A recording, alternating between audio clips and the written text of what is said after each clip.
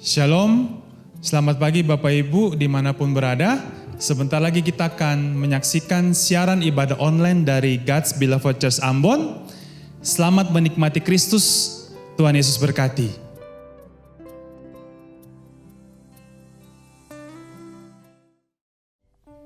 Shalom, selamat pagi jemaat.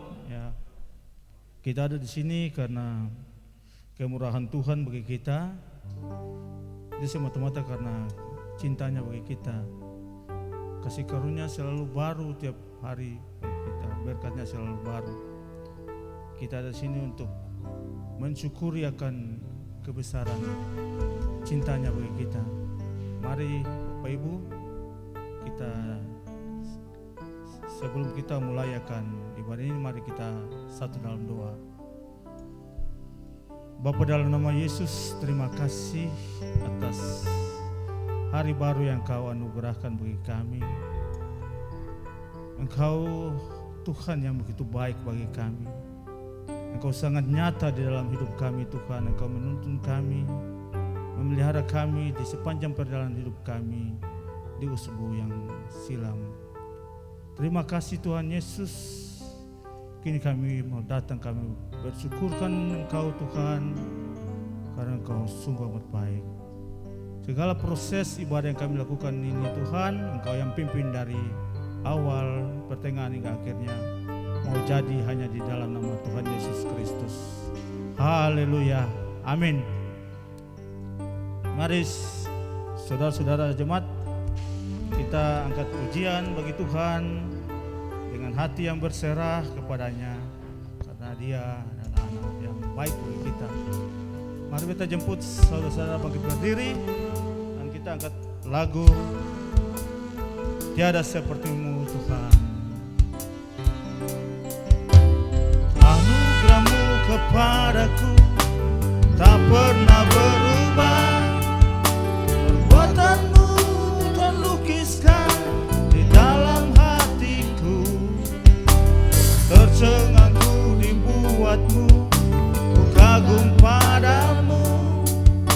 Tak ada hal di hidupku yang luput dari-Mu. Kau indah, Kau mulia, tiada seperti-Mu. Ku ingin hidupku menyenangkan-Mu. Mari kita angkat Kau terawal dan terakhir.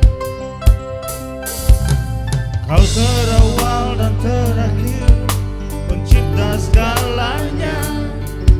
Seluruh bintang pun bersinar oleh ucapan-Mu. Engkau pun mengasihiku, penulis hidupku. Tak henti segenap nafasku menyembah-Mu selalu. Ku puji, ku sembah, tiada seperti-Mu. Hidupku menangkan-Mu.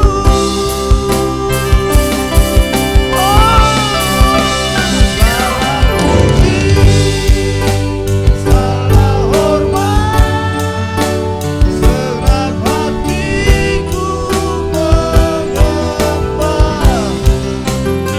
Terimalah genap hidupku sebagai persembahan yang hidup. Kita mulai dari awal. Kamu kepadaku tak pernah berubah. Perbuatan-Mu Tuhan lukiskan dalam hatiku. Tercengang-Ku dibuat-Mu, ku kagum padamu. Tak henti segenap nafasku, tak henti segenap nafasku menyembah-Mu selalu. Ku puji, ku sembah, tiada seperti-Mu. Ku ingin hidupku menangkan-Mu.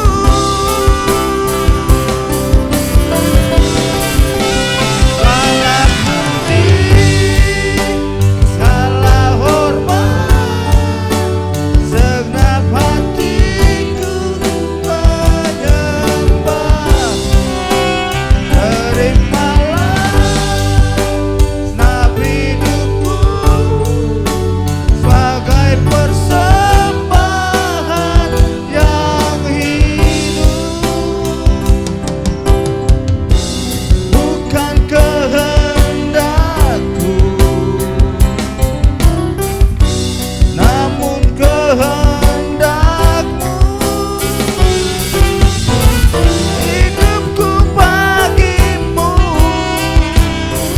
Kau indah, kau mulia, ku ingin hidupku menangkanmu.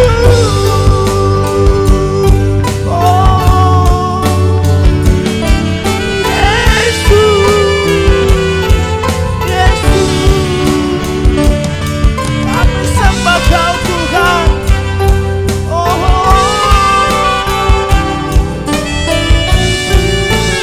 Angkat suaramu, angkat tanganmu, sembah Dia. Segala hormat, segenap hatiku menyembahmu. Terimalah hidupku sebagai persembahan yang hidup. Terima kasih oh Tuhan, kasih setiamu. Terima kasih oh Yesus. Mari jemaat sembah Dia, Dia yang sangat layak untuk disembah. Tuhan, terima kasih Tuhan Yesus. Glory, haleluya, haleluya. Terima kasih Tuhan, haleluya. Oh Yesus, terima kasih oh Tuhan atas kasih setiamu bagi kami Tuhan. Engkau nyata di hidupku, Engkau berjalan denganku. Glory, glory, haleluya. Terima kasih oh Yesus, haleluya, haleluya. Terima kasih oh Tuhan, haleluya. Terima kasih Yesus.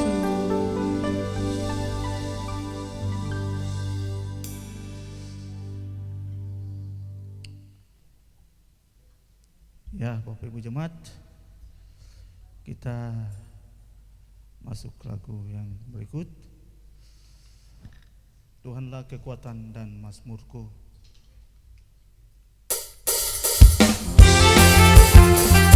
Mari bersorak bagi Tuhan, saudara-saudara jemaat. Yang layak kita sembah. Tuhanlah kekuatan dan mazmurku, Dia gunung batu keselamatanku. Hanya padamu hatiku percaya, Kaulah menara dan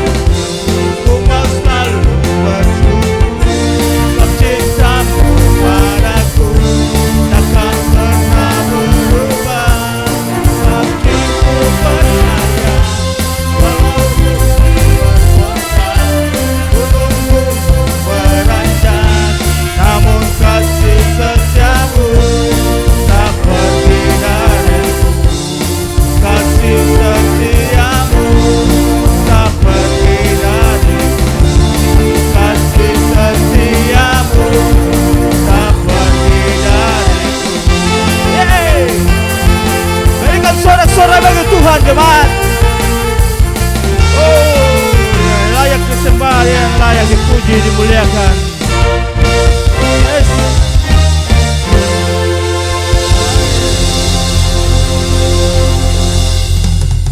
Baca kutip dari Pemasmur katakan bahwa Allah itu baik. Dia adalah tempat perlindungan dan kekuatan, sebagai penolong sangat terbukti.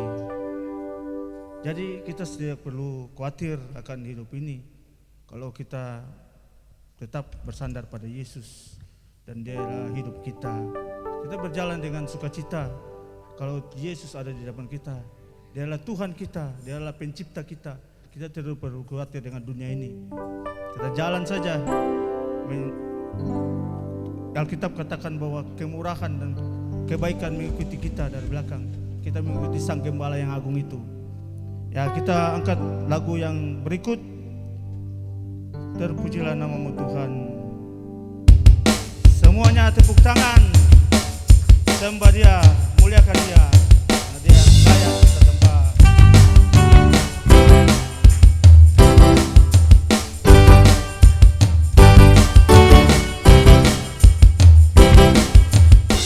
Terpujilah namamu Tuhan, kuat dan penuh kekuatan. Satu suara kami katakan, Kebesaran-Mu tetap selamanya. Terpujilah, terpujilah namamu Tuhan, ajaib dan penuh keagungan. Satu hati kami nyatakan, kerajaan-Mu kekal selamanya.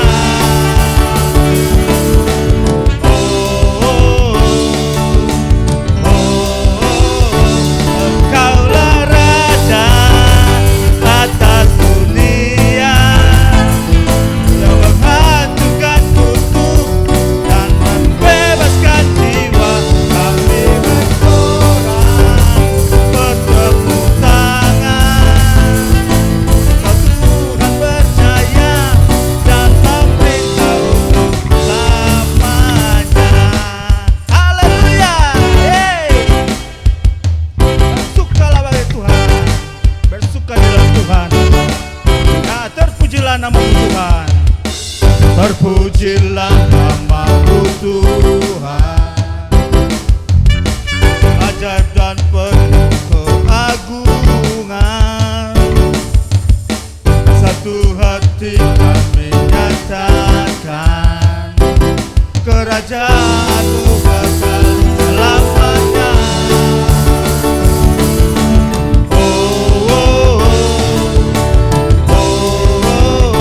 Engkaulah Raja atas dunia, yang menghancurkan kutuk dan membebaskan jiwa. Kami bersorak, bertepuk tangan. Engkau Tuhan percaya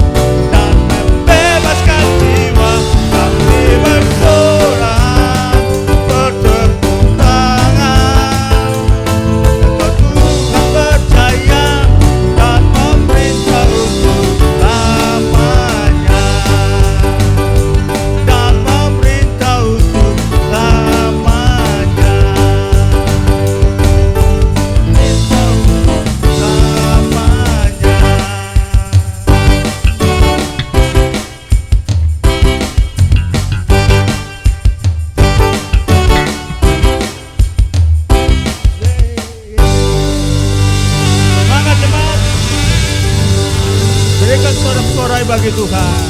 Amin.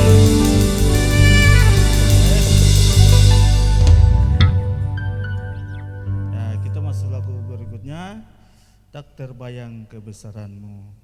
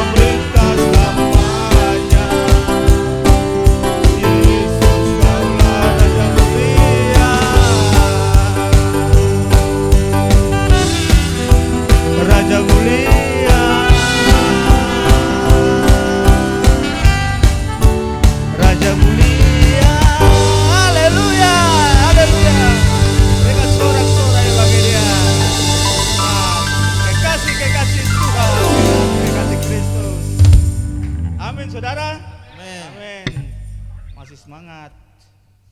Ya, tiba saatnya kita mendengarkan akan kebenaran firman Tuhan. Kebenaran yang membangkitkan semangat kita dalam memasuki hari-hari hidup. Kita dengar firman Kristus ini menggairahkan segala perjalanan hidup kita. Ada rema yang kita pegang, Tuhan berjalan bersama kita di sepanjang perjalanan hidup kita. Sukacita damai sejahtera yang bukan dari dunia tapi dari dalam keluar, sehingga orang dapat melihat bahwa Kristus terpancar dalam hidup kita. Mari kita angkat pujian, saat ku tak melihat jalanku, saat ku tak mengerti rencanamu, namun tetap kupegang janjimu.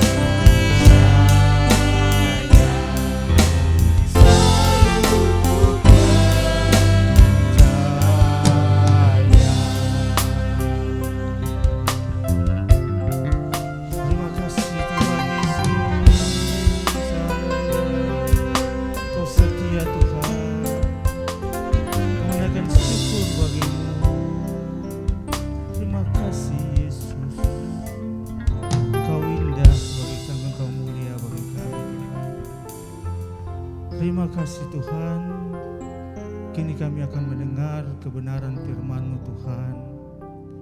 Kami rindu untuk makan akan kebenaran firman-Mu ini Tuhan sebagai makanan rohani untuk kami melangkah mengikuti kehendak firman-Mu Tuhan.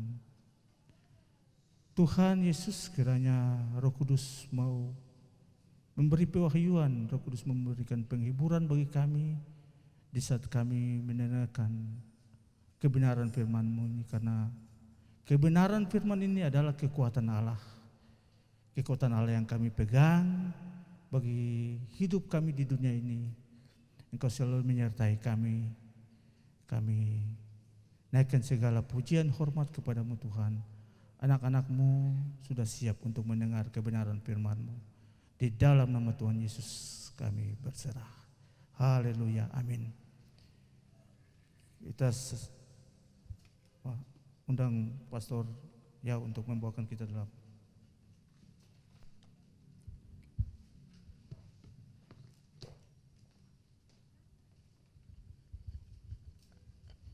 Selamat pagi, Shalom Bapak Ibu. Salam ketemu lagi dalam kasih Tuhan kita Yesus Kristus, dimanapun Bapak Ibu berada yang mungkin menyaksikan lewat siaran streaming di Facebook dan YouTube, ataupun Bapak Ibu yang datang secara offline di tempat ini, selamat datang, selamat bertemu. Pagi hari ini kita akan belajar satu kebenaran firman Tuhan yang sudah sebenarnya seringkali kita dengar ya, di tempat ini sudah seringkali kita dengar, sudah beberapa kali juga saya rasa pernah membawakan juga mungkin yang lain juga pernah membawakan, tapi entah bagaimana ada satu hal baru yang Tuhan mau bukakan bagi kita di pagi hari ini lewat kebenaran firman-Nya. Dan ini bukan kisah yang tidak pernah kita dengar, dari sekolah minggu kita sudah dengar kisah ini, cerita ini sudah tidak asing lagi bagi kita. Tapi biarlah mari pagi hari ini kita izinkan Roh Kudus untuk menyingkapkan sekali lagi apa makna dari cerita ini, gitu ya. Oleh karena itu pagi hari ini saya kasih judul khotbah, Tuhan yang memanggil, mencari dan menyelamatkan. Awalnya saya cuma taruh Tuhan yang memanggil, tapi ketika saya membaca kisah ini ternyata Tuhan tuh tidak cuma memanggil, tapi Tuhan yang mencari, Tuhan yang menyelamatkan. Ya. Jadi tidak sampai Tuhan cuma panggil, tidak sampai di situ. Dia kemudian setelah memanggil, dia mencari dan menyelamatkan. Nah, ini yang merupakan kabar baik ya, bagi kita semua. Langsung saja kita masuk dalam pembacaan kita di pagi hari ini. Di Lukas 19, nah ini kisah yang sudah sering dari sekolah minggu kita dengar ya. Lukas 19, ayat yang pertama, Yesus masuk ke kota Yeriko dan berjalan terus melintasi kota itu. Di situ ada seorang bernama Sakeus, kepala pemungut cukai, dan ia seorang yang kaya. Ya.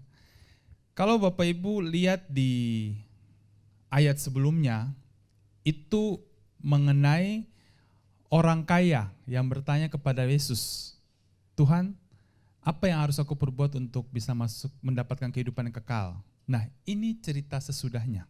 Ya, jadi sebenarnya ini ada hubungannya juga dengan beberapa minggu kemarin saya membawakan khotbah tentang orang kaya yang bertanya kepada Yesus, dan ini ayat berikutnya, pasal berikutnya, gitu ya. Di situ ada seorang bernama Sakeus. Lihat, dia bukan cuma seorang pemungut cukai, tapi kepala, ya, kepala. Jadi ini bukan orang sembarangan, bukan pegawai, ya, ini sudah menjadi kepala. Bukan cuma kepala, tapi dikatakan bahwa dia seorang yang kaya.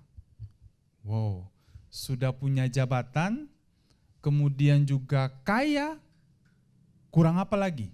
Betul ya? Kalau orang sekarang bilang, sudah punya semua. Si Sakeus ini.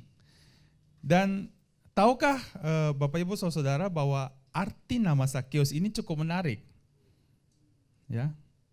Arti nama Sakeus ini dalam bahasa Yunani itu Sakaios. Ya, atau Saki dalam bahasa Ibrani, dalam Yunani Sakaios, dalam bahasa Ibrani Saki, itu artinya yang murni dan saleh. Ya, jadi arti nama Sakeus ini bagus loh sebenarnya. Yang murni atau saleh. Ya. tapi ternyata dia menjadi pungut cukai. Gitu ya. Jadi ini agak bertentangan sebenarnya dengan dia punya arti nama, ya. Saya percaya semua orang tua yang punya anak pasti pingin anaknya menjadi orang yang baik, betul ya? Makanya dikasih nama, mungkin orang tua Sakeus kasih nama dia Sakeus. Karena artinya yang saleh atau menjadi orang yang murni. Nah, kita ada selanjutnya. Ayat ketiga.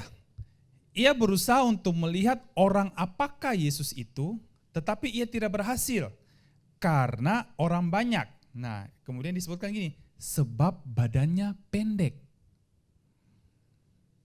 Ya, jadi dia punya semuanya, tapi ternyata fisiknya pendek.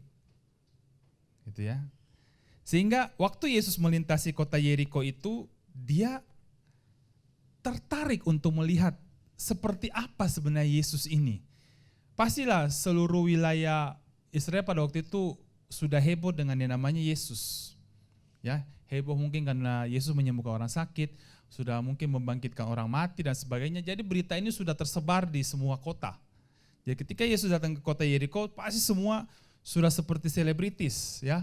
Semua orang pingin lihat kayak bagaimana ini Yesus, termasuk si Sakeus ini. Ya.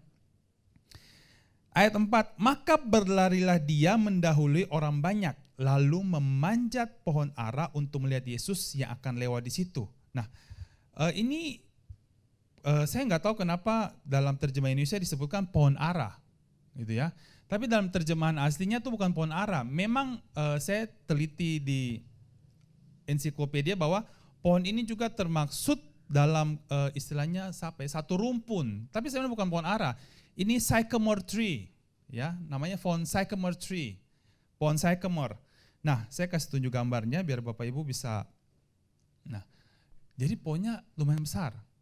Kalau saat ini Bapak Ibu atau saudara, ya, mungkin sekarang belum ya, mungkin setelah COVID untuk mau ke Israel, nanti ketika kita ke kota Yeriko, kita akan kita akan dibawa sejenak di tempat ini, ya.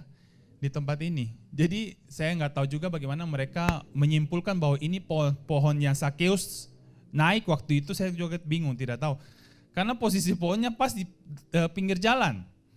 Jadi memang kota Yeriko kita tidak singgah, tapi waktu itu kita singgah sebentar untuk mengambil foto-foto aja. Cuma waktu saya lihat pohon ini, saya kok mereka bisa tahu? Kan pohon banyak sebenarnya toh. Kok pohon ini gitu, saya juga tidak tahu ya. Tapi sudah cukup terkenal jadi tempat Israel, tempat wisata buat semua yang datang ke Israel untuk melintasi kota Yeriko. Disebutkan bahwa sycamore tree, tapi pohonnya betul ini sycamore tree, tapi entah pohon ini apa bukan nggak masalah, tapi pohonnya seperti ini. Jadi agak ya supaya Bapak Ibu bisa lihat, oh ternyata yang Sakeus naik pohonnya kayak gini gitu. Berarti Sakeus pendek-pendek tapi cabai rawit juga dia, ya. Meskipun kepala pungut cukai tapi jago dia naik pohon, gitu ya. Oke, selanjutnya. Nah, ayat 5 apa yang terjadi? Ketika Yesus sampai ke tempat itu, ia melihat ke atas, ya, dan berkata, Sakeus, segeralah turun, sebab hari ini aku harus menumpang di rumahmu. Nah ini, saya baca lagi. Ketika Yesus sampai ke tempat itu, ia melihat ke atas dan berkata, Sakeus, segeralah turun, sebab hari ini aku harus menumpang di rumahmu. Saya kayak terhenti di ayat 5 ini. Kenapa? Kira-kira menurut saudara atau Bapak Ibu, kalau Sakeus tidak naik di pohon, ya ini kira-kira saja, karena tidak disebutkan, tapi kenyataannya dia naik di pohon. Yesus bisa enggak panggil dia?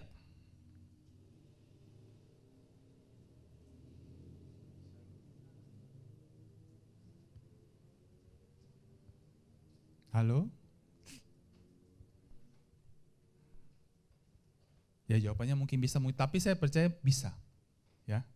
Karena ingat bahwa Sakeus tuh sudah istilahnya sudah niat banget untuk mau tahu siapa nih Yesus. Dan kebetulan di situ ada pohon, makanya dia naik. Kalau tidak pohon, entah dia menerobos kerumunan orang lalu maju di depan, saya juga tidak tahu. Tapi yang percaya pasti Yesus bisa panggil dia. Ya, pasti bisa. Karena Yesus tahu, bayangkan, Yesus belum kenalan dengan Sakeus, tapi dia tahu namanya Sakeus. Hah? Tuhan tuh maha tahu. Ya, dari ceritanya saya bilang, iya Tuhan tuh maha tahu. Lah, lalu dia bilang, aku menumpang. Kalau terjemahan yang lain, terjemahan yang sebenarnya dari bahasa aslinya, Yesus bilang gini, aku harus menginap di rumahmu. Tumben gitu ya, biasanya kan orang yang pemilik rumah yang menawarkan, betul tidak? Betul ya? Kan tidak mungkin tiba-tiba tamu datang, beta mau tidur di siapa rumah ini.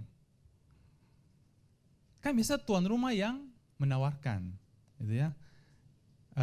Oh ya bisa menginap malam ini, tapi ini Yesus yang menawarkan diri.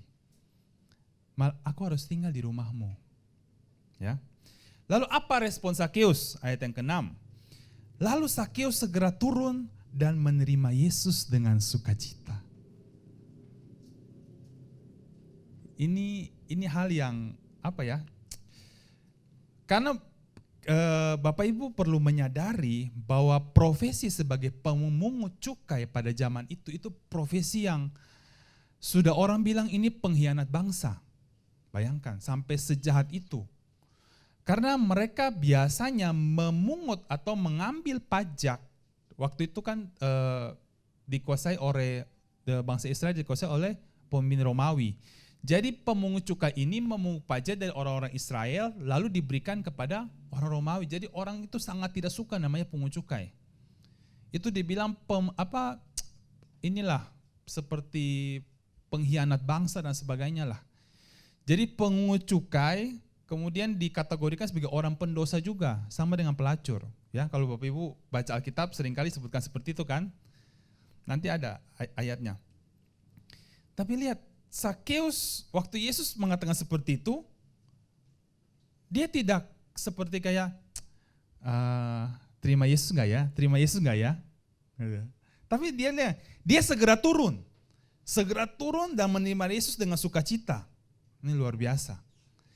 Dia tidak pikir, aduh kira-kira saya layak tidak terima Tuhan. Kira-kira saya ini enggak Tuhan mau terima saya. Dia tidak pikir itu. Karena dia ingat bahwa Yesus bilang, aku harus tinggal di rumahmu. Waduh, langsung dia turun pohon, langsung dia menyambut Yesus gitu ya. Dia tidak pikir panjang-panjang lagi, tidak pikir yang inilah rumit-rumit. Tetapi apa yang terjadi? Ayat berikutnya. Ayat 7. Lihat. Tetapi semua orang yang melihat hal itu bersungut-sungut. Katanya, ia menumpang di rumah orang berdosa. Padahal ya, maksudnya kalau kita pikir ya, padahal ya, tuan rumah saja tidak keberatan. Ini orang-orang yang ya pasti salah satunya orang-orang Farisi dan sebagainya. Mereka protes. Kenapa sih? Ini Yesus yang katanya nabi. Kenapa sih mau bergaul dengan orang berdosa? Masa Yesus tidak tahu dia itu kan pungut cukai, pengkhianat bangsa. Kenapa mau tinggal lagi di dia punya rumah? Jadi terjadilah namanya skandal of grace, dibilang skandal kasih karunia. Ya. Ayat berikutnya. Nah, ini sayangnya ya, antara ayat 7 dengan ayat 8 ini tidak diceritakan bagaimana ketika Yesus dijamu oleh Sakeus dan apa yang mereka bincangkan tidak diceritakan. Ya, tidak diceritakan, padahal itu sebenarnya hal yang cukup membuat saya ingin tahu juga sebenarnya apa yang Yesus sampaikan pada Sakeus pada saat Yesus dijamu oleh dia. Sehingga apa yang terjadi di ayat 8, lihat.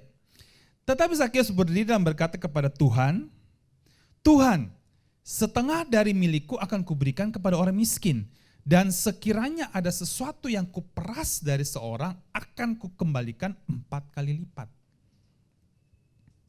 Kenapa saya kasih tanda kuning Tuhan? Ya, saya percaya dari perbincangan dia dengan Yesus di meja makan itu ya, itu membuat dia sadar bahwa Yesus ini Tuhan. Ya. Kalau saudara baca di kisah orang kaya yang ayat sebelumnya, dia tidak memanggil Yesus Tuhan. Apa yang dia panggil? Guru. Beda loh.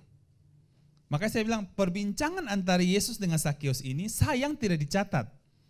Bagaimana sampai akhirnya Sakeus membuka hati dan memanggil Yesus sebagai Tuhan. Bisa saja dia panggil guru karena rata-rata orang Farisi dan semua itu panggil Yesus itu guru atau nabi. Tapi lihat, Sakeus, saya percaya Roh Kudus kasih pewahyuan juga, walaupun saat itu Roh Kudus belum dicurahkan untuk manusia, tapi firman berkata bahwa kalau bukan Tuhan yang menarik seseorang itu, dia tidak akan bisa datang kepada Allah. Jadi Sakeus berkata, Tuhan, setengah dari milikku berikan. Sedangkan lihat di orang kaya yang sebelumnya, itu mau kasih aja susah. Yesus bilang, pergilah jualah dan berikan kepada orang miskin. Itu saja dia susah. Sakeus, saya percaya Tuhan tidak paksa dia untuk kasih, tapi dia bilang ini, Tuhan, dia berdiri dan berkata, Tuhan, setengah milikku kuberikan pada orang miskin. Dan sekiranya sesuatu yang kuperas dari seorang akan kukembalikan 4 kali lipat. Ya. Dan apa respon Yesus? Kata Yesus kepadanya, ayat 9, hari ini telah terjadi keselamatan kepada rumah ini karena orang ini pun anak Abraham. Seperti saya tadi bilang, pemungut cukai itu dikenal sebagai pengkhianat bangsa. Tapi lihat, Yesus mengembalikan dia bahwa dia ini juga keturunan Abraham. Ya, saya nggak tahu, mungkin Yesus tahu apa yang Sakeus alami ya, pergolakan batin dia menjadi pungut cukai sampai mendapat istilahnya kedudukan sebagai kepala, itu nggak gampang. Saya percaya itu tidak gampang.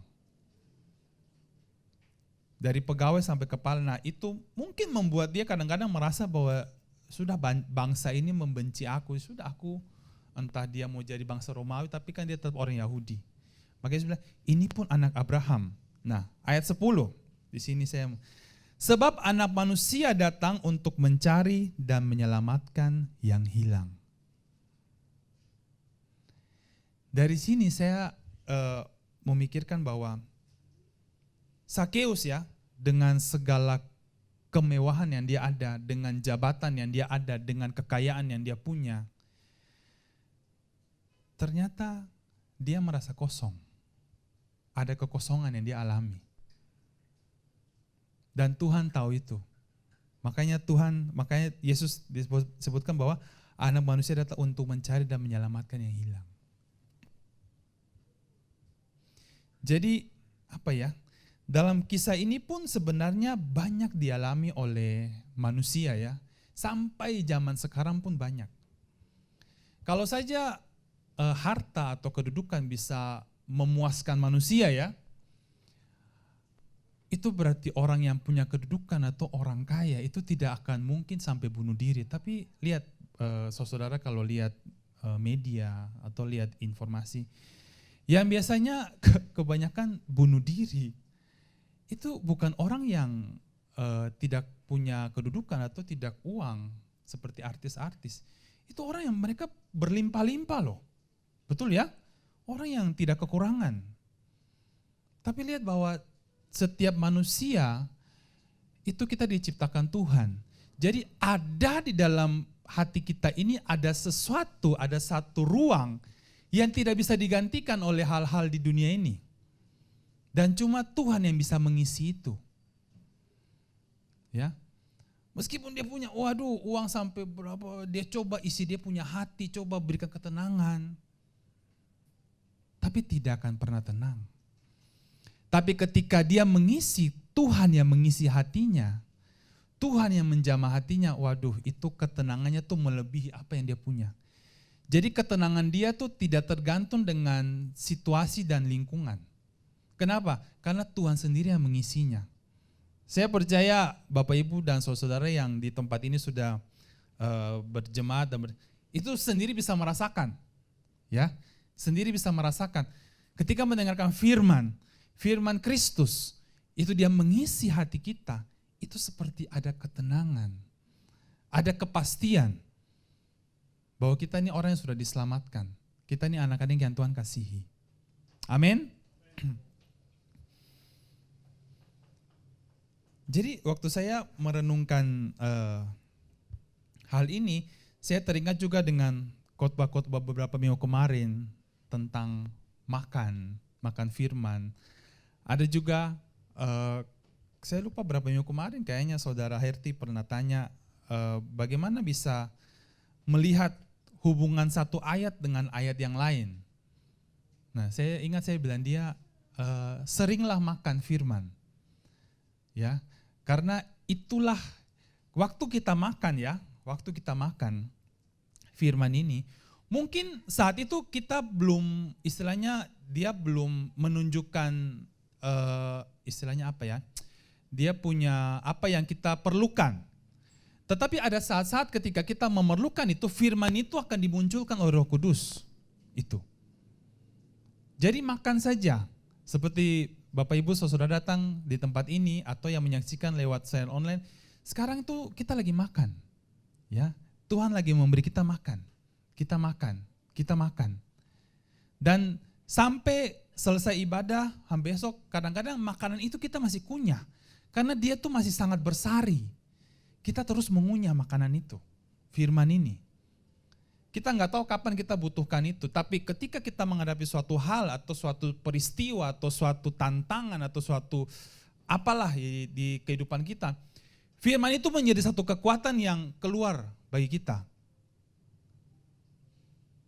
Ya, firman itu yang menguatkan kita dari dalam.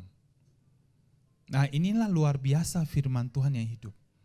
Sangat luar biasa. Karena dia tuh supranatural. Dia tidak, istilahnya tidak sesuatu yang muncul di luar, tapi dia itu dari dalam, dia dalam itu muncul keluar.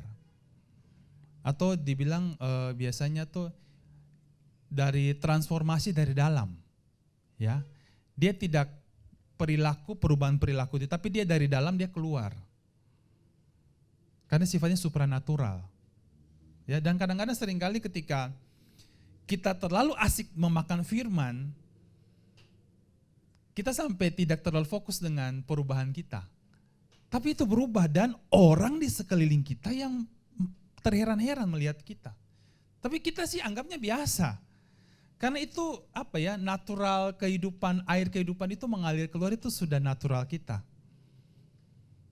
Sementara dalam kekristenan yang lama, kita berusaha dengan kekuatan kita untuk berubah.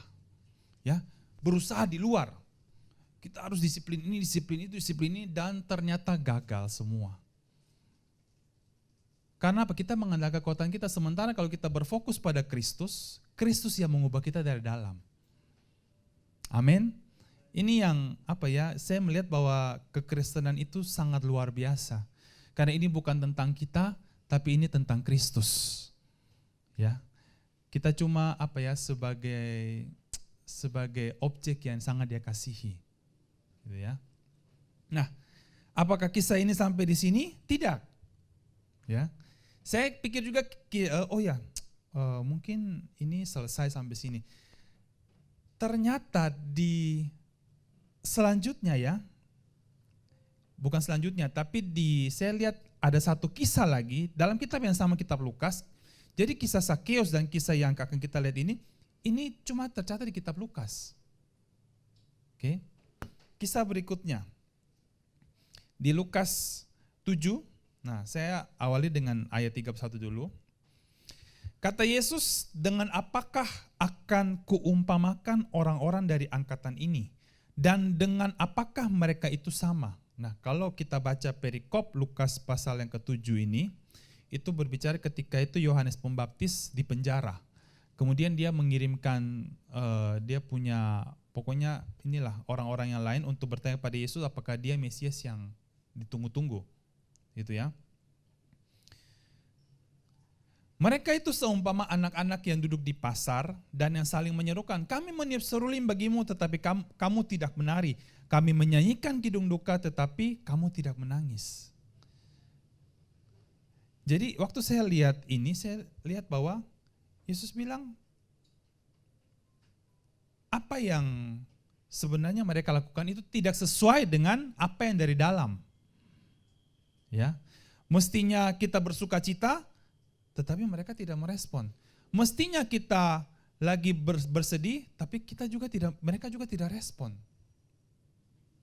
Ya, sebabnya apa? Ayat-ayat berikutnya. Nah, karena Yohanes Pembaptis datang, ia tidak makan roti, tidak minum anggur, dan kamu berkata ia kerasukan setan.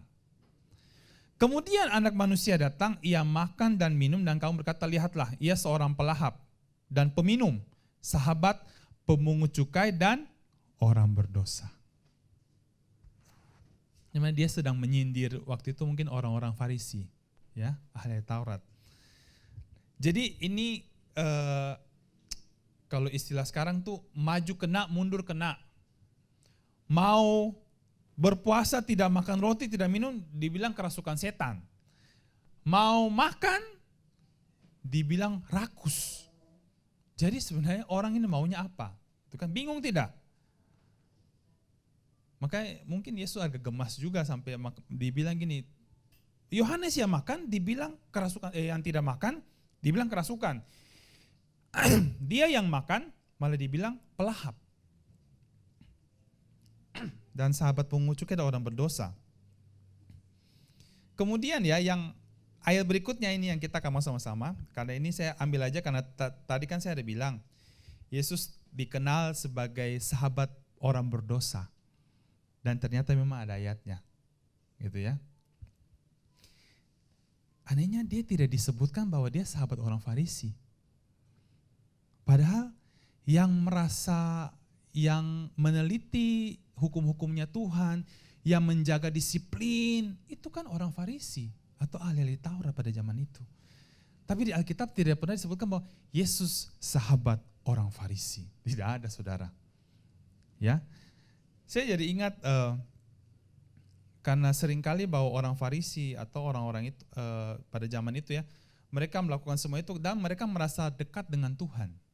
Nah, sama halnya juga dengan kekristenan zaman sekarang dari itu. Kadang-kadang ada beberapa orang dalam gereja, yang ini di gereja yang lama ya, mereka merasa sangat dekat dengan Tuhan. Ya, merasa, garis bawah kata merasa dekat. Merasa dekat sama dekat itu beda. Nah, seringkali orang yang merasa dekat ini, kemudian apa? Mereka suka sekali menghakimi. Menghakimi orang-orang yang menurut pandangan mereka, orang-orang ini tidak dekat dengan Tuhan.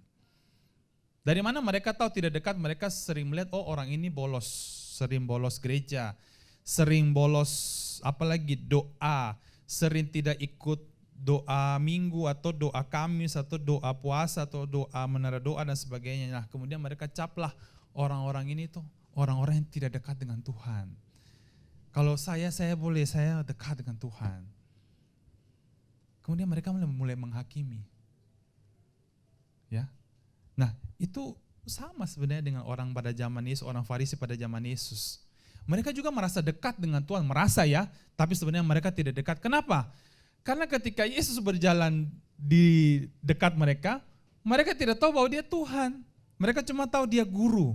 Mereka cuma tahu dia ini nabi. Tapi tidak ada yang tahu bahwa dia ini Tuhan. Bahkan yang sadar bahwa dia ini Tuhan, itu adalah orang-orang berdosa. Pungut cukai, pelacur, bahkan orang-orang biasa. Mereka bisa melihat. Sedangkan orang-orang yang meneliti hukum-hukumnya Tuhan, mereka tidak bisa lihat. Hari ini, kalau saya, Bapak Ibu, saudara-saudara, bisa melihat Yesus sebagai juru selamat, itu anugerah. Amin, itu anugerah. Karena masih banyak orang yang tidak bisa melihat itu. Bukan cuma orang di luar sana ya, bahkan orang Kristen juga banyak yang belum bisa lihat. Ya mereka bilang, ya saya percaya Yesus, saya percaya Tuhan, tapi mereka tidak punya hubungan. Cuma di mulut saja. Gitu ya. Oke, kita lanjut di kisah ini. Kisah yang sangat menarik. Lukas 7 ayat 36. Kalau tadi saya bilang Yesus menawarkan diri untuk tinggal di rumah Sakeus. Di kisah ini disebutkan ayat 36, seorang Farisi mengundang Yesus. Ini tuan rumah yang undang. Seorang Farisi mengundang Yesus untuk datang makan di rumahnya. Yesus datang ke rumah orang Farisi itu lalu duduk makan. Ya, ini singkat, padat dan jelas. Dia undang Yesus, Yesus datang, Yesus duduk makan. Ya. Ayat selanjutnya. Di kota itu ada seorang perempuan yang terkenal sebagai seorang berdosa. Waduh, ini repot saudara. Di kota itu ada seorang perempuan, kalau terkenal cantik oke lah ya. Tapi dia terkenal sebagai seorang berdosa. Bayangkan. Itu saya tidak membayangkan dia ketika jalan-jalan di pasar atau di mana. Semua ini bayangkan, terkenal loh. Dia mungkin lewat saja orang sudah bisik-bisik. Ih, perempuan itu tuh. Ya. Sudah mulai gosipnya terbang kemana-mana. Jadi ini dia terkenal sebagai seorang berdosa. Nah, apa yang terjadi ketika perempuan itu mendengar? Ya, dia mendengar, seperti saya tadi bilang, Yesus ini cukup terkenal, cukup membuat heboh. Ya, pada saat itu, bahwa Yesus sedang makan di rumah orang Farisi itu, datanglah ia membawa sebuah buli-buli pualam berisi minyak wangi. Nah, ini yang saya nggak tahu bagaimana rumah orang Farisi sampai dia bisa masuk, itu juga saya nggak tahu. Dan dia cukup nekat juga, karena dia kan tahu mereka ini orang Farisi ini cukup ya dalam tanda kutip cukup ini juga cukup kejam juga gitu ya. Kok dia nekat gitu? Sebenarnya menurut hukum Musa ya seperti ini mereka bisa dilempar loh. Dia nekat tapi dia mendengar Yesus. Dan saya percaya apa yang dia dengar tentang Yesus itu hal yang baik. Makanya dia bisa nekat untuk mau ketemu dengan Yesus. Seperti Sakeus juga. Mereka pasti mendengar hal yang baik tentang Yesus. Kalau mereka mendengar Yesus yang suka menghakimi, saya percaya mereka tidak akan dekat dengan Yesus. Tidak akan juga pingin melihat Yesus. Tapi saya percaya apa yang mereka dengar tentang Yesus itu mempengaruhi hati mereka. Seperti saya bilang juga ada kekosongan. Dalam manusia tuh ada satu lubang yang kosong yang tidak bisa diisi oleh apapun. Waktu dia mendengar tentang Yesus, saya percaya ada satu kerinduan, ada satu keinginan.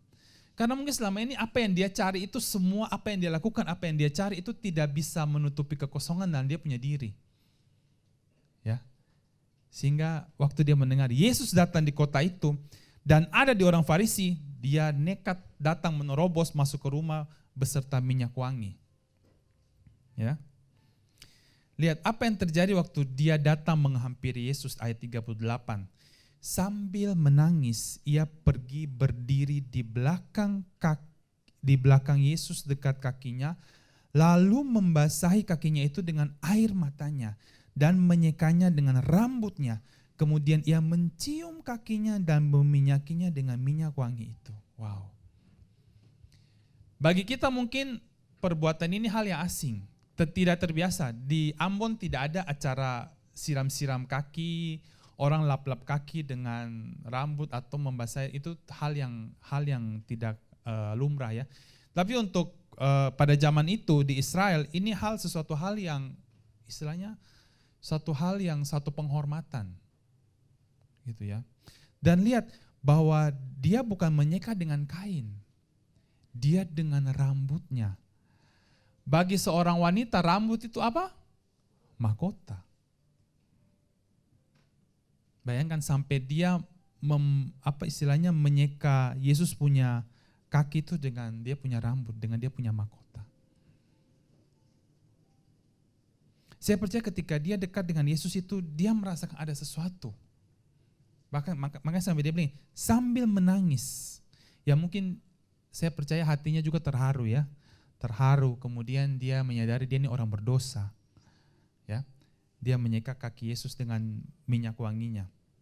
Nah, waktu baca ini pasti Bapak Ibu Saudara berpikir kan seperti Yesus makan duduk begini ya. Yesus makan duduk begini, lalu perempuan datang di belakang kursi. Ya. Ya, itu kita punya budaya di sini, tapi budaya di sana beda. Saya kasih lihat gambarnya supaya lebih jelas budaya cara mereka makan. Saya lihat ya. Jadi mereka makan itu sambil kayak apa ya? Kayak orang bilang apa ya? Sambil tiduran.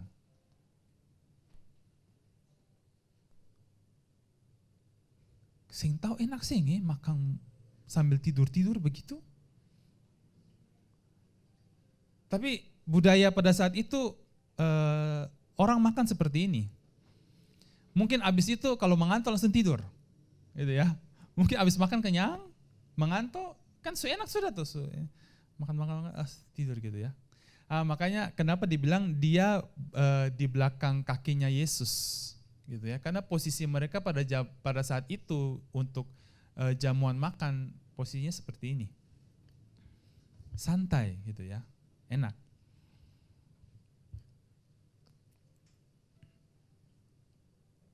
Lihat ayat berikutnya ayat 39.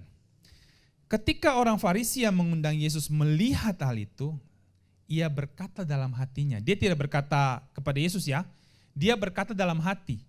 Tapi lihat, apa yang dia katakan di hati, Alkitab mencatat. Dalam hati loh ini. Jika ia ini nabi, lihat. Saya kan tadi bilang, orang Farisi, ahli Taurat, itu semua beranggapan Yesus itu cuma guru, nabi.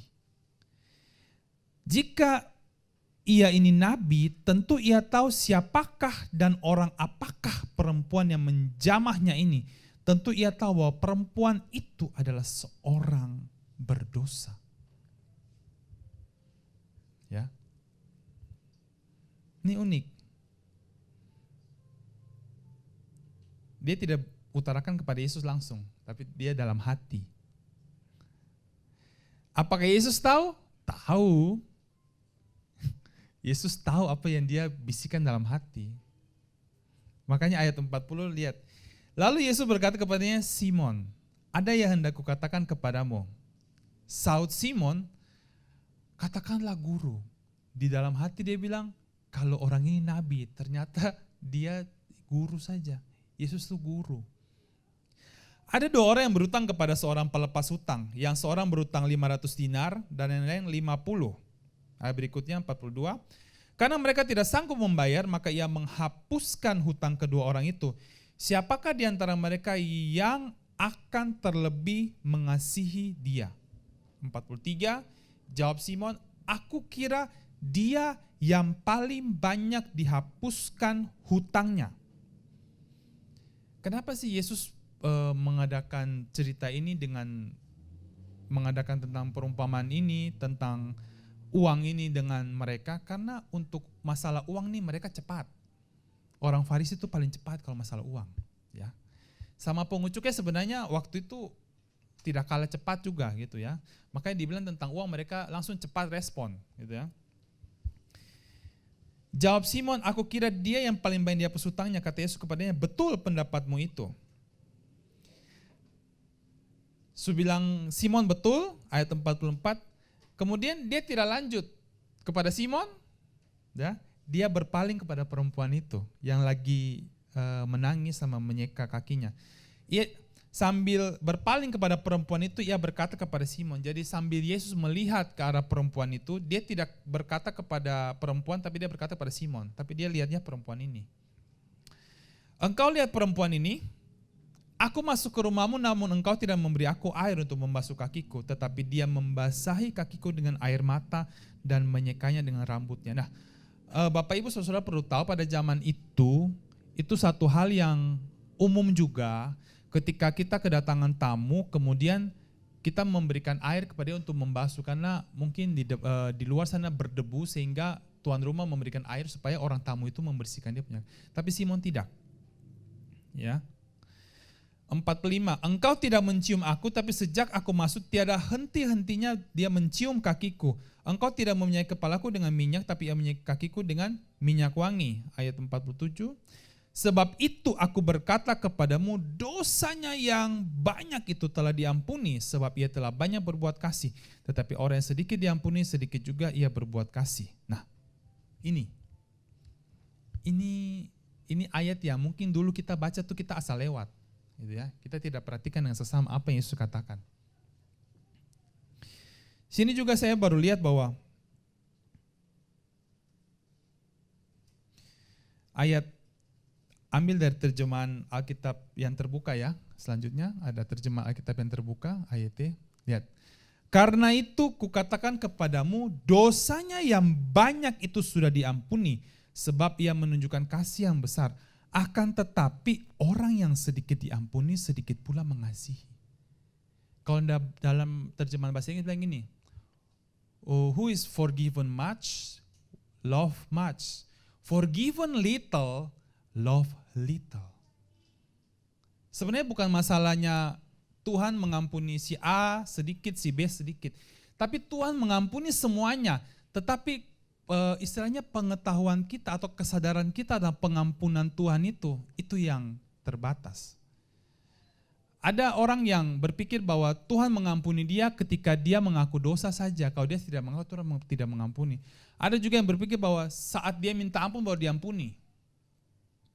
Tetapi ada dan jelas di tempat ini yang percaya dia sudah mengampuni kita sekali untuk selamanya.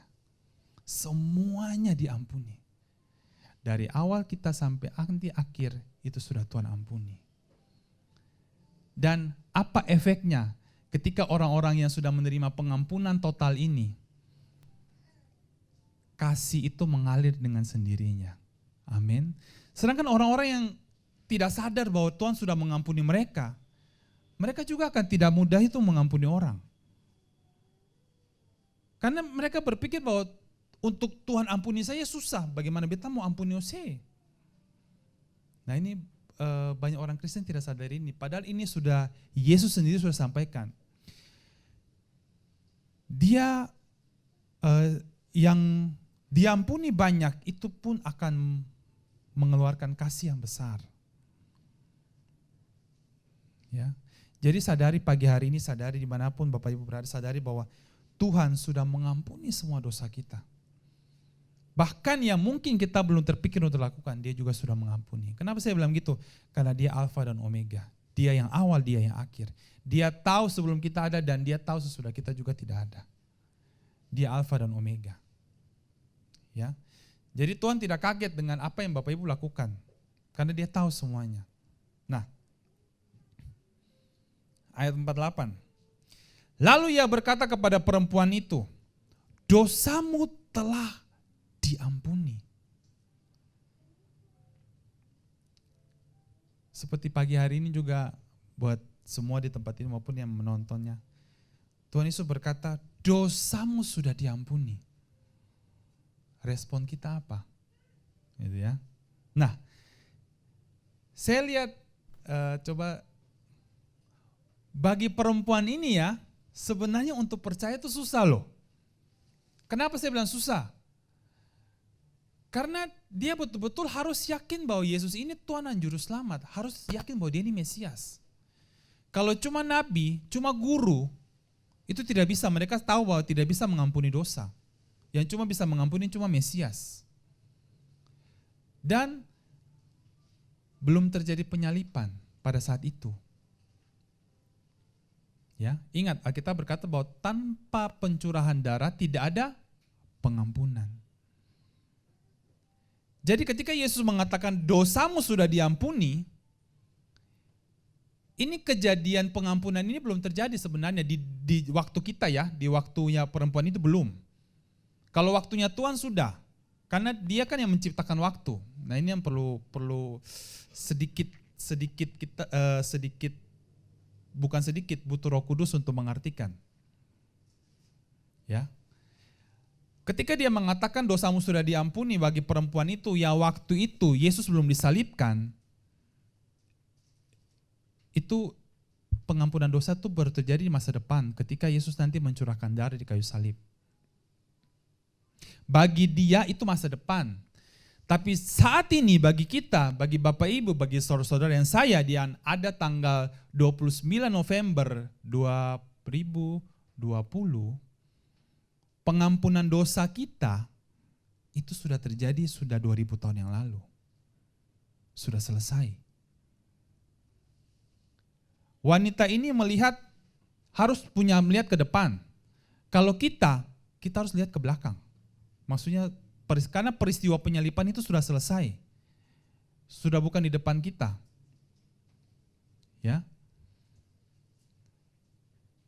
Jadi sebenarnya untuk wanita ini itu lebih susah sebenarnya. Tapi masalahnya bagi orang percaya, bagi Bapak Ibu, seringkali juga melihat yang Yesus sudah kerjakan itu juga susah. Susah percaya. Ya. Nah, saya ambil di 2 Korintus 5 ayat 21. Kenapa saya bilang sudah diampuni? 2 Korintus 5 ayat 21. Waktu Paulus menuliskan surat ini, itu peristiwa penyalipan sudah selesai. Dia sudah bangkit, dia sudah naik ke surga, ya. Jadi Paulus posisinya Paulus menulis surat ini sebenarnya sama dengan posisi kita di zaman sekarang. Maksudnya artinya peristiwa penyalipan itu sudah selesai, ya. 2 Korintus 5 21. Dia yang tidak mengenal dosa telah dibuatnya menjadi dosa karena kita, supaya di dalam dia kita dibenarkan oleh Allah.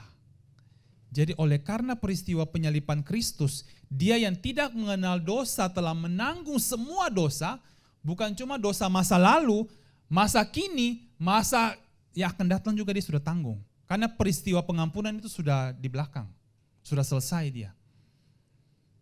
Ya.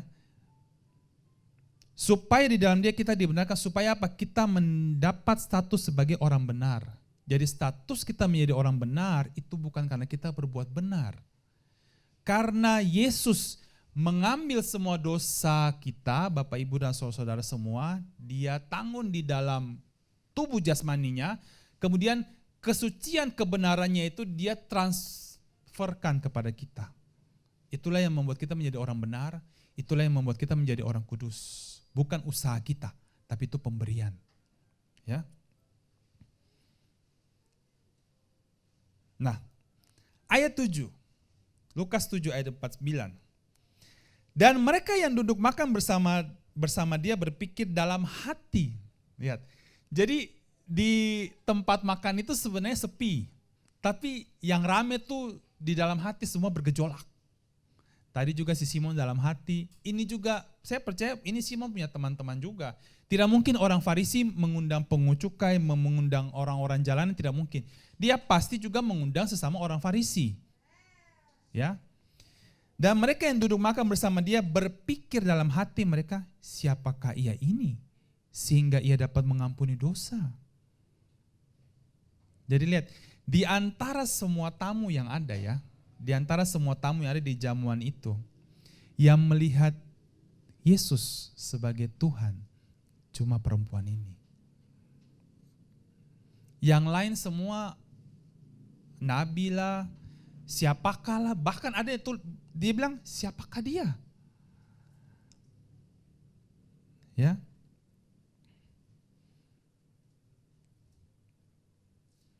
Ayat 50. Tetapi Yesus berkata kepada perempuan itu, imanmu telah menyelamatkan engkau, pergilah dengan selamat. Dia sudah ampuni dosa. Kemudian dia bilang gini, apa yang kamu percaya, karena Yesus tahu pasti, wanita ini menerima dia sebagai Tuhan. Apa yang kamu percaya itu sudah menyelamatkan engkau, pergilah dengan selamat.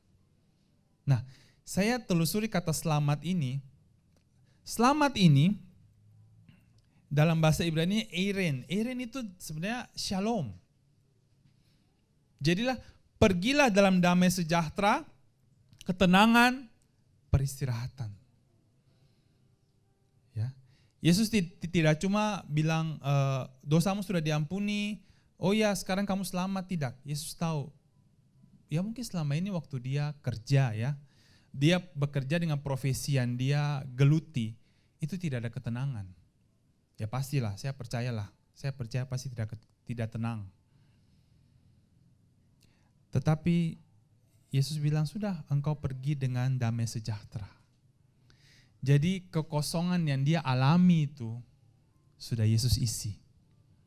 Makanya dia bisa pergi dengan ketenangan batin. Dan sayang juga tidak dicatat bagaimana kehidupan dia setelah itu. Saya percaya dia berubah. Pasti berubah.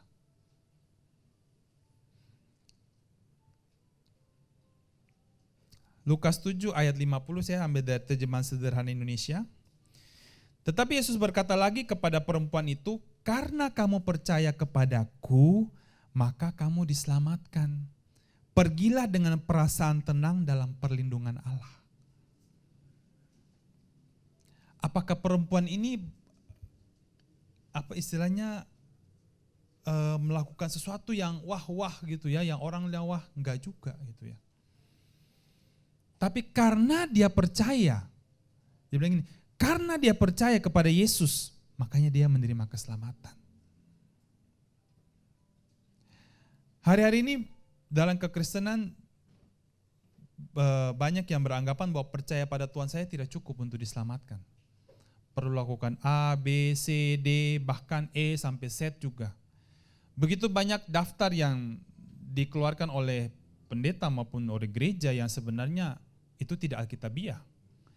Karena keselamatan itu ketika kita percaya pada Kristus, saat itu juga kita sudah diselamatkan. Ya. Untuk perbuatan baik itu dia nanti akan muncul sendirinya. Itu buah, bukan akar. Akar kita adalah kita berakar dalam Kristus. Buah itu akan muncul ketika kita diberikan nutrisi yang baik, nutrisi firman Kristus, bukan firman yang lain, tapi firman Kristus. Dan nutrisi itu yang membuat seseorang bisa berbuah. Karena ingat, buah itu bukan buah manusia, tapi buah roh. Artinya yang mengerjakan buah-buah itu adalah Roh Kudus, bukan kita. Ya.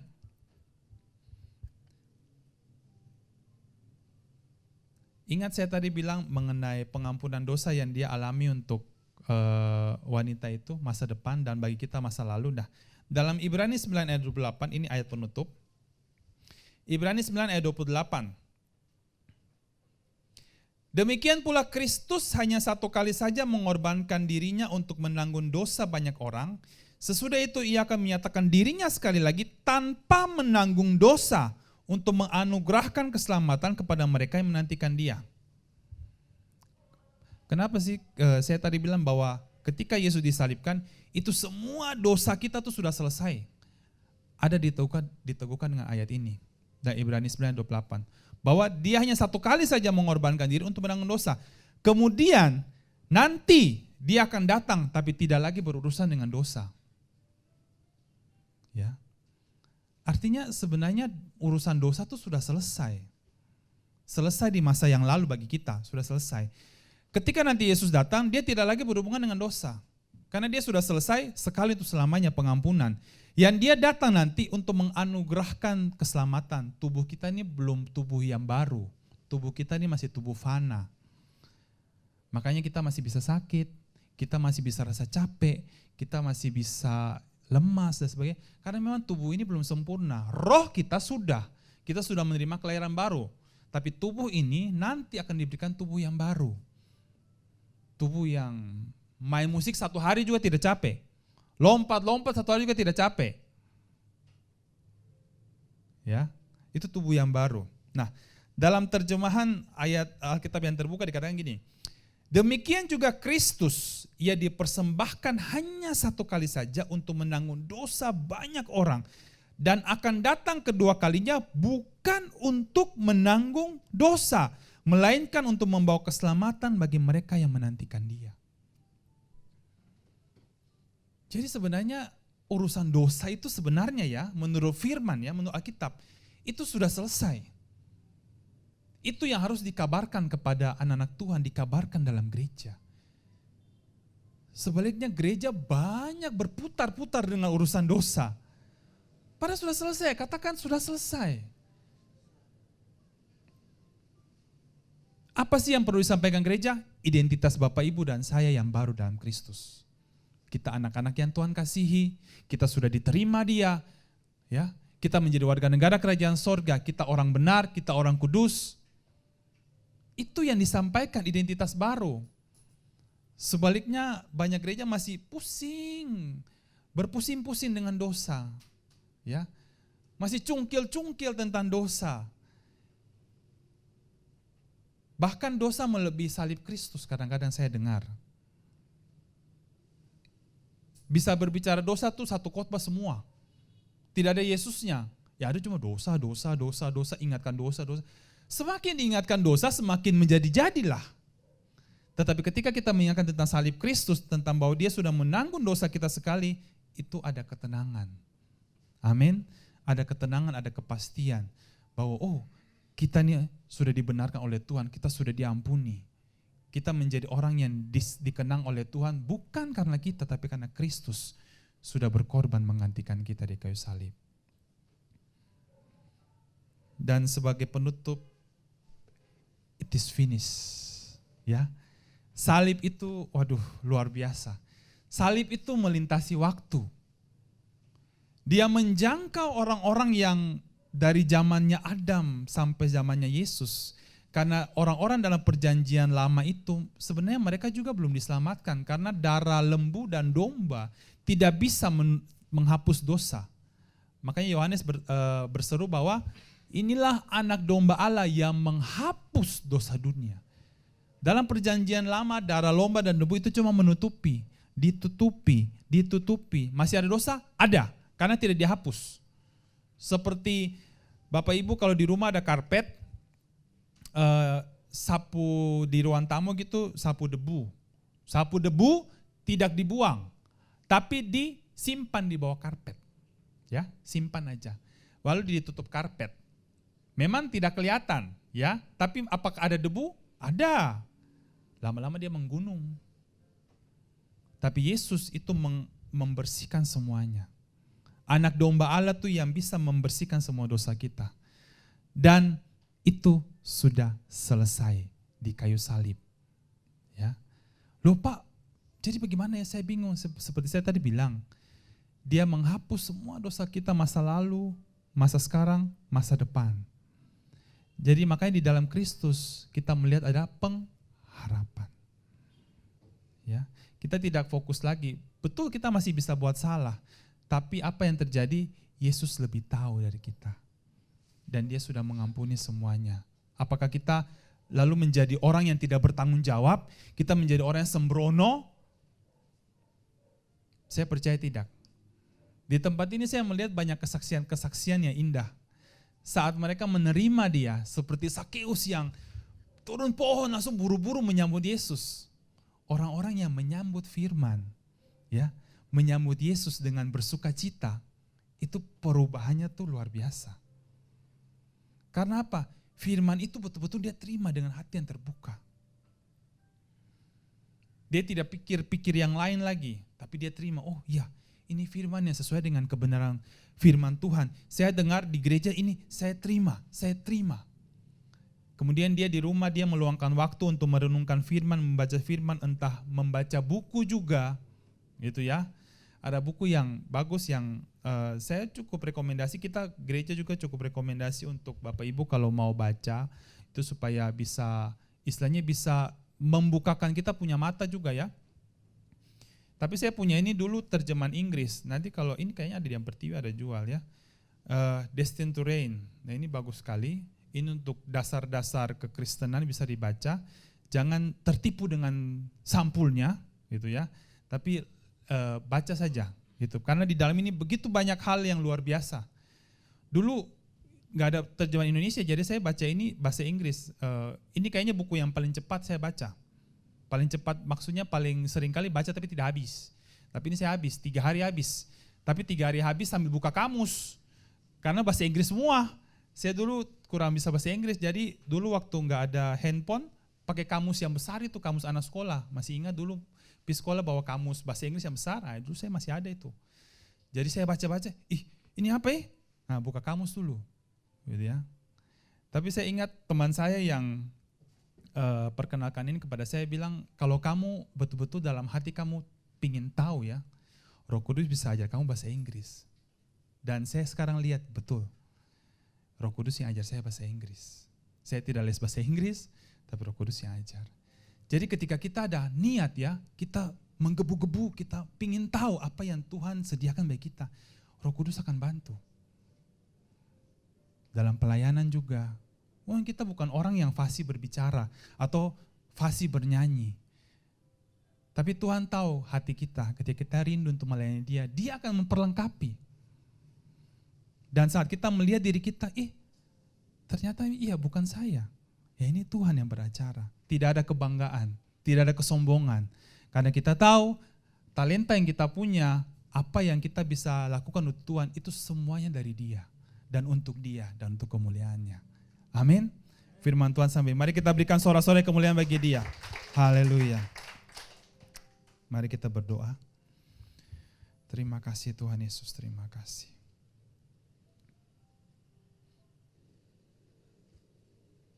Sungguh kami berterima kasih Tuhan. Kalau kami ada sampai saat ini, itu semua karena kasih karunia-Mu Tuhan. Kami yang sudah Engkau panggil, kami yang sudah Engkau cari, dan kami yang sudah Engkau selamatkan, kami bersyukur.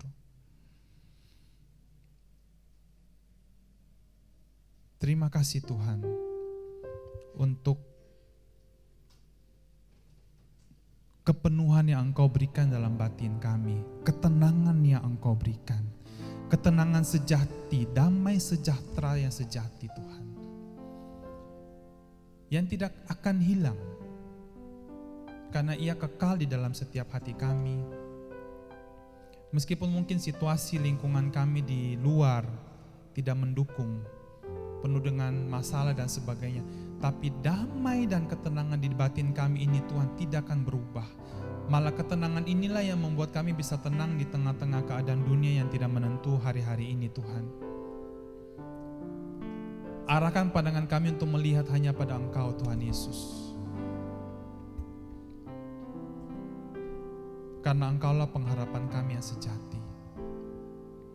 Pagi hari ini kami berdoa Tuhan bagi setiap kami yang ada di tempat ini maupun yang menyaksikan lewat siaran online Tuhan. Apapun yang kami hadapi, entah permasalahan, entah sakit penyakit, entah tantangan-tantangan Tuhan, entah yang masih bersekolah, Tuhan Engkau yang menjamah kehidupan mereka, Engkau yang tahu sampai kedalaman hati kami Tuhan. Dan biarlah Engkau mengajarkan kami untuk menyambut firman-Mu Tuhan dengan bersuka cita, menyambut firman-Mu dengan antusias Tuhan. Karena kami percaya firman itulah kekuatan kami. Firman itu pelita bagi jalan kami yang gelap Tuhan. Dan seperti Engkau katakan bahwa Roh Kudus dalam setiap kami tidak akan pernah meninggalkan kami sedetik pun juga. Kami bersyukur Tuhan. Kami bukan orang yang sendiri, kami bukan orang yang tersesat, tapi kami orang yang sudah Engkau temukan, yang sudah menjadi warga negara kerajaan sorga, yang sudah Engkau kasihi, yang sudah Engkau benarkan, yang sudah Engkau ampuni, yang sudah Engkau kuduskan. Terima kasih Tuhan, terima kasih. Firman-Mu selesai sampai di sini Tuhan, tapi Roh Kudus terus beracara dalam setiap kehidupan kami, untuk terus mengartikan kebenaran firman-Mu Tuhan dalam kehidupan kami di hari-hari esok Tuhan.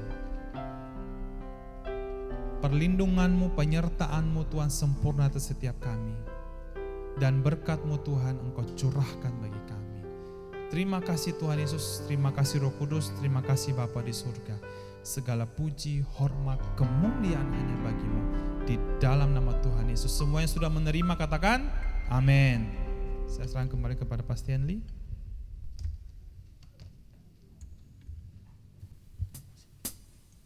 Sungguh luar biasa firman Kristus yang sangat luar biasa. Hanya Yesus saja yang dapat menyegarkan jiwa kita.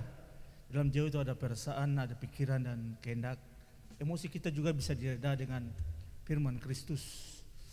Terima kasih Pak Yau atas kebenaran yang sangat indah ini. Terima kasih Roh Kudus yang mau mengartikan semuanya bagi kita. Ya, saatnya kita akan memberikan persembahan. Dan kita menyanyi lagu Tuhanlah kekuatan dan mazmurku. Haleluya.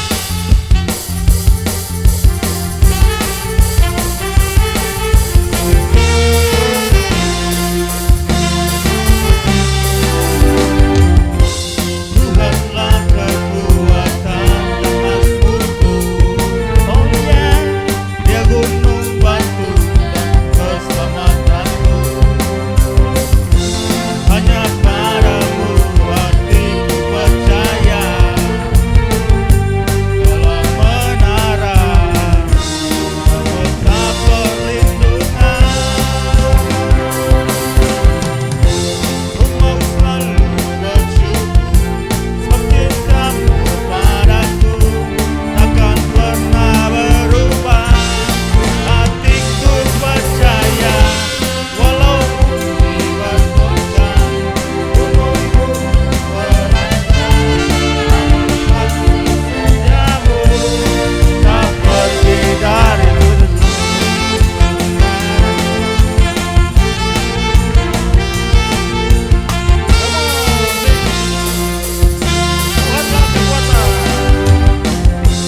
Tuhanlah kekuatan dan mazmurku. Dia gunung batu dan keselamatanku. Hanya padamu hatiku percaya, dalam menara mahkota perlindungan. Ku mau selalu bersyukur, sebab cintamu padaku takkan pernah berubah. Hatiku percaya, walaupun di bergoncang, gunung-gunung beranjak, namun kasih setiamu tak tertinggal. Ku mau selalu bersyukur, sebab cintamu padaku takkan pernah berubah. Hatiku percaya, walaupun di bergoncang, gunung-gunung beranjak, namun kasih setiamu tak pergi dariku. Kasih setiamu tak pergi dariku. Kasih setiamu tak pergi dariku. Haleluya. Mau bersyukur Tuhan. Sudah namamu. Haleluya. Mari kita berdoa bagi persembahan. Terima kasih Tuhan Yesus atas berkat dan anugerah yang Kau berikan bagi kami. Kami berikan persembahan bukan karena untuk kami diberkati, tetapi kami sudah diberkati oleh-Mu Tuhan. Terima kasih Tuhan untuk pekerjaan-Mu, untuk pelayanan-Mu di saat ini. Terima kasih Tuhan, di dalam nama Tuhan Yesus. Glory, haleluya, amin. Beta persilakan Pak Ishak untuk menutup kita dalam berkat. Puji Tuhan. Sudah diberkati? Haleluya. Itu indah saudara. Kisah ini kisah di mana Zakheus, apalagi kisah mengenai apa ini? Perempuan yang mengurapi kaki Yesus. Itu luar biasa. Kelihatannya di dalam ayat itu kayaknya karena dia berbuat kasih makanya diberikan kasih Tuhan. Enggak begitu. Ini kalau saudara teliti betul-betul bahwa oleh karena dia mendapat pengampunan dari Tuhan begitu banyak, jadi orang kalau merasa mendapatkan satu hal yang luar biasa besar, maka dengan sendirinya, itu loh. Makanya salah bukan salah, mungkin kata yang tepat banyak orang yang salah mengerti begitu, bahwa dalam kasih karunia atau grace ini, kalau itu seenaknya buat dosa, enggak begitu. Justru ini mencelikkan kita bahwa gini, saat kita merasakan pengampunan Tuhan yang begitu besar atas kita, maka justru bukan kita lalu seenaknya berbuat dosa, enggak. Justru kita, oh iya Tuhan luar biasa Tuhan. Terima kasih Tuhan Yesus, gitu. Ini mungkin sebelum kita menutup firman Tuhan, saya ingat ada satu film namanya Les Miserables, Les Miserables. Itu ada orang yang pencuri ya, ini pencuri kelas kakap lah gitu, kejar-kejar polisi. Nah, satu waktu saat dia dikejar polisi, dia lompat pagar kemudian masuk ke dalam satu kompleks biara gitu, biara, bukan biara Shaolin ya, biara Katolik gitu ya. Nah pada saat masuk di sana, terus kemudian ketemu dengan seorang pastor. Loh, kenapa kamu di sini? Dia sambil terengah-engah, tapi dia tidak mengaku, tapi pastor ini tahu bahwa dia seorang pencuri yang dalam buruan karena polisi ribut di luar tembok. Akhirnya dia disuruh masuk dan suruh tidur, dikasih tempat tidur, disiapkan. Tidur aja, istirahat aja di sini. Udah istirahat. Setelah istirahat, kemudian pagi-pagi betul si pencuri ini lihat ada perabot-perabot di rumah ibadah itu bagus-bagus semua dari emas. Dia ambil itu. Dia keluar. Pas keluar langsung polisi tangkap. Pas ternyata polisi sudah jaga di luar, tangkap oleh polisi. Terus pastor, karena mereka ribut, pastor ini datang keluar. Loh, ada apa? Ini dia ini pencuri kelas kakap ini, pastor. Makanya kami tangkap. Oh enggak, bukan. Dia begitu. Dia tadi malam saya terima di rumah saya, memang menginap di tempat pastori, di tempat saya. Dan ini semua saya berikan untuk dia. Gak apa-apa dia bawa. Saudara ngerti maksud saya ya? Cerita ini. Saya enggak terlalu detail tahu, tapi dalam cerita ini luar biasanya apa? Bahwa dia mendapat pengampunan yang luar biasa dari seorang pastor tadi. Yang seharusnya dia ditangkap. Tapi ternyata malah dikatakan, oh enggak, memang barang-barang emas saya berikan untuk dia. Saudara, akhirnya apa yang terjadi? Pencuri ini menangis dan kemudian menjadi pastor dan melayani Tuhan di biara itu. Wow. Artinya gini saudara, kalau dia merasakan betul pengampunan Tuhan begitu dahsyat, nggak mungkin lah orang berpikir, saya nanya buat dosa, enggak. Justru di situ akan menyatakan diri, oh iya, saya mau ikut Tuhan, karena Tuhan itu begitu baik. Amin. Itu saudara-saudara. Sebab itu kalau kita mendapatkan pemahaman kebenaran ini, itu luar biasa indah.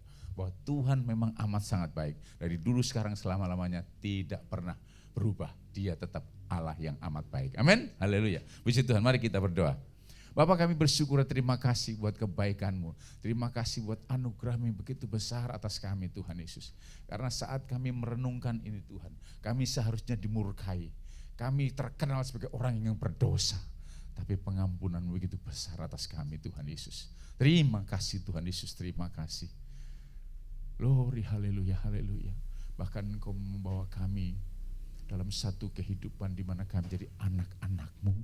Anak-anak yang sangat Engkau kasihi Tuhan. Terima kasih Tuhan Yesus, terima kasih. Dan kami percaya berkat-Mu melimpah atas kami. Karena firman-Mu berkata Tuhan, Engkau memberkati kami dan melindungi kami.